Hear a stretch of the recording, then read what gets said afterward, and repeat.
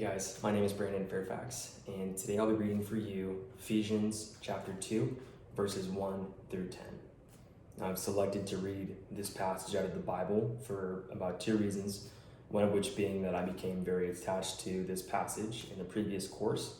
I did a lot of research on this passage, and I got to become very close to it. So, the backstory of this passage is the Apostle Paul. He's currently in prison. At this time, it's 62 AD. He's imprisoned in Rome, and he's writing this letter essentially to the people of Ephesus, more specifically the church of Ephesus.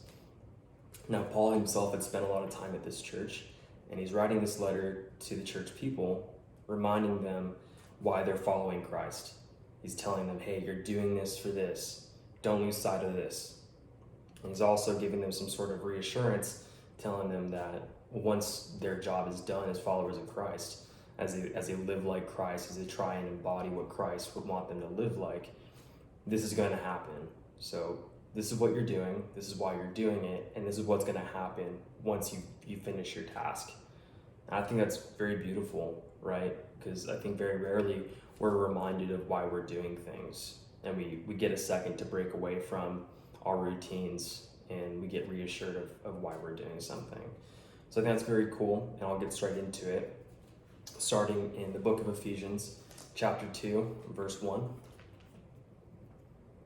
And you were dead in the trespasses and sins in which you once walked, following the course of this world, following the prince of the power of the air, the spirit that is now at work in the sons of disobedience, among whom we all once lived, in the passions of our flesh, carrying out the desires of the body and the mind, and were by nature children of wrath like the rest of mankind. But God, being rich in mercy, because of the great love with which he loved us, even when we were dead in our trespasses, made us alive together with Christ. By grace you have been saved, and raised us up with him, and seated us with him in the heavenly places in Christ Jesus, so that in the coming ages he might show the immeasurable riches of his grace in kindness towards us in Christ Jesus. For by grace you have been saved through faith. And this is not of your own doing, it is the gift of God, not a result of works, so that no one may boast.